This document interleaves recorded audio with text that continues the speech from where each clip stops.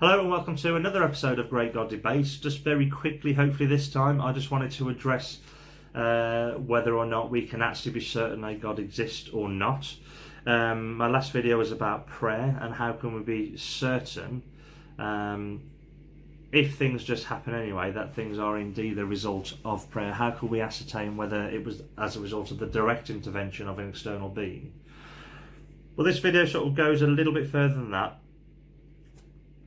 or broader, in fact, I would say, in fact, and that how can we be certain that any God exists in the first place? Because, and I'm sort of taking this in part from an episode of the Atheist Experience that I watched a while ago, and it's been mentioned, well, it's several times into several different episodes, and that is either a God exists, in terms of fact, either a God exists, or rather some God exists, or no gods exist. In terms of actual facts and absolutes, what we believe about that is very different, but either some God exists or no God exists.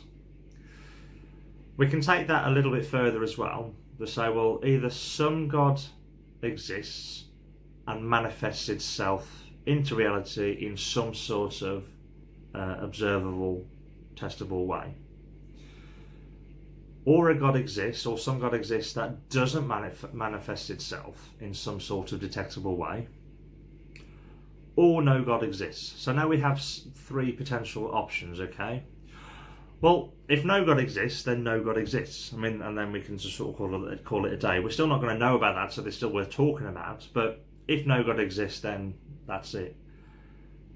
But if some God exists and doesn't manifest itself in some sort of detectable way, then that seems to be indistinguishable then from a God that doesn't exist. Because they may exist.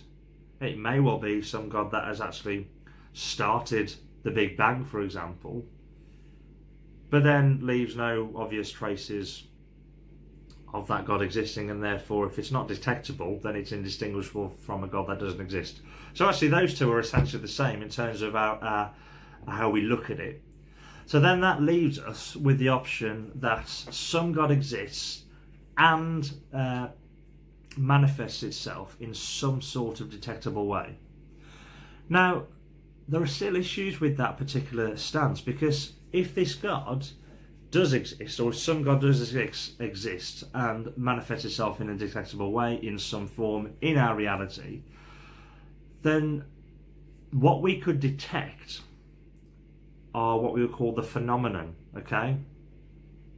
So we could test the phenomenon, so we could test, gravity, we could test evolution, in whichever way you accept that. It doesn't really matter for this particular example.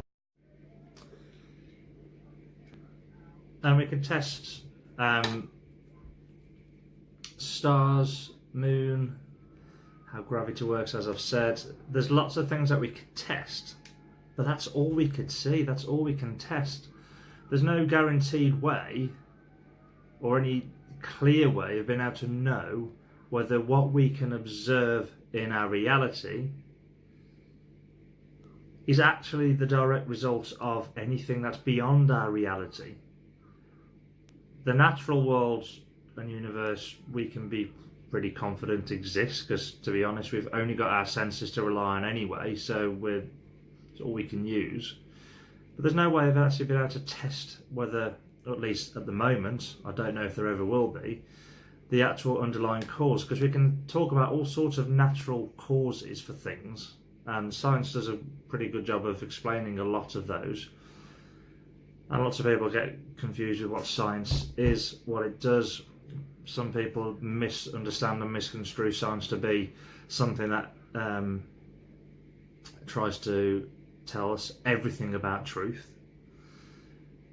in terms of anything absolute. But science doesn't declare absolutes, it just finds evidence, and it really it gives the best explanation for the evidence that we have. And we can be reasonably sure that scientific findings is accurate because of sets of data, because of facts, all this that develops the evidence. But science, thus far at least, has never been able to detect whether there's anything supernatural behind something. Now, yeah, we could say, oh yes, but that's not science's job, and of course it isn't.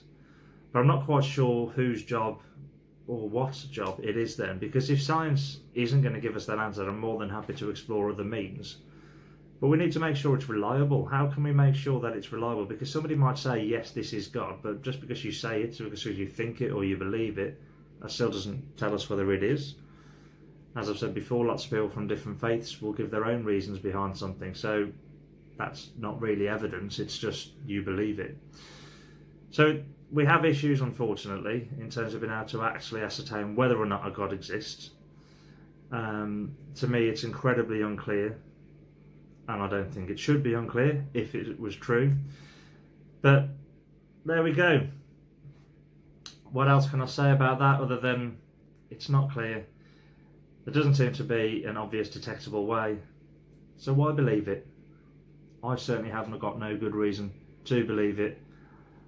There's no point just working off inference, because that's not clear either. That's second guessing as far as I can tell. But here we are. Anyway, thank you very much for watching, and I'll catch you another time. Bye bye.